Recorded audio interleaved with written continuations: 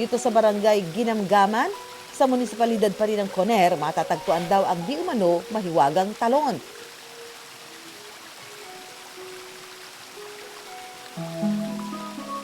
Siyempre, hindi yan palalagpasin ng I Wonder team.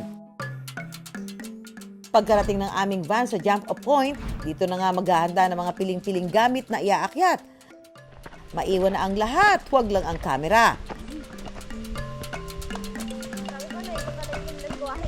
Isa nga sa mga madaraanan ang napakalawak na maisan. Dito mo mararamdaman ang hindi birong init ng araw. Malayo pa po.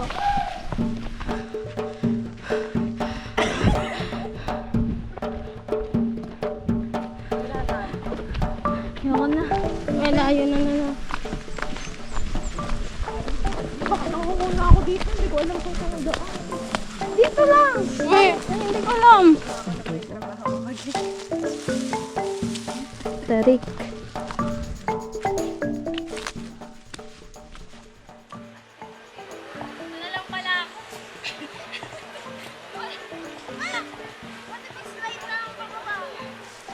Nagawa ko na po yung trabaho ko mag-lift.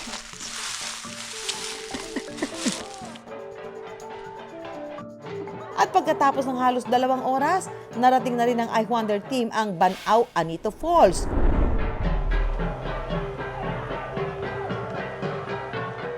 Tinawag daw itong Banao na hango sa Ilocano na ang ibig sabihin malalim na bahagi ng tubig dahil sa malalim at kalmadong tubig dito. Umaabot daw ang taas nito ng 30 hanggang 40 metro. At ang lalim o lawak naman nasa 6 hanggang 8 metro. At kaya raw may nakadugtong na anito sa pangalan ng talon dahil sa kanilang paniniwala na mayroong nag-aalaga at nagbabantay sa talon.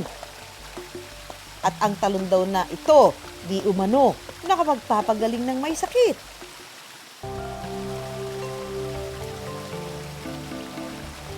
Sa likod ng ganda at taglay na katahimikan ng Banao Anito Falls, ayon sa mga nakatatanda, may nagbabantay raw dito.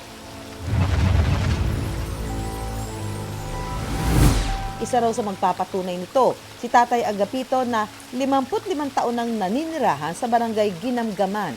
Nung bata pa kami, istorya nung mga magulang namin, pag nagna-night fishing sila dito, kung nandun daw sila, parang may ilaw na ano dito, ang tawag namin doon, bitataw. Yung anong ganyan, na light. Isa rin sa paniniwala rito, pwede ka raw humiling ng kahit ano sa mga anito.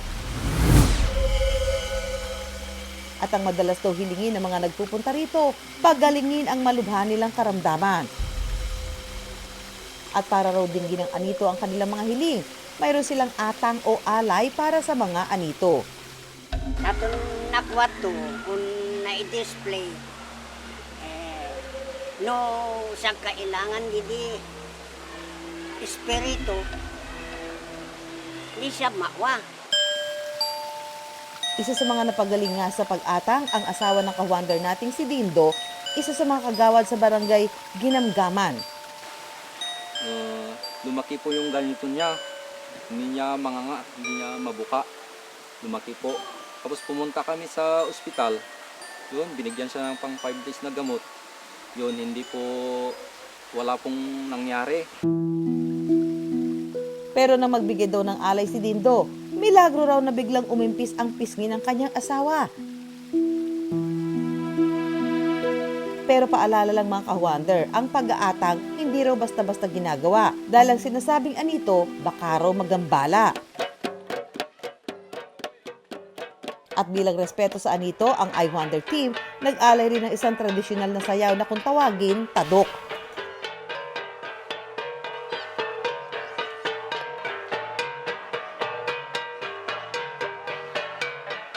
Ang mga ganitong paniniwala isang patunay na ang apayaw, hindi lang sagana sa likas na yaman at masasarap na pagkain, kundi mayaman din sa kultura at tradisyon.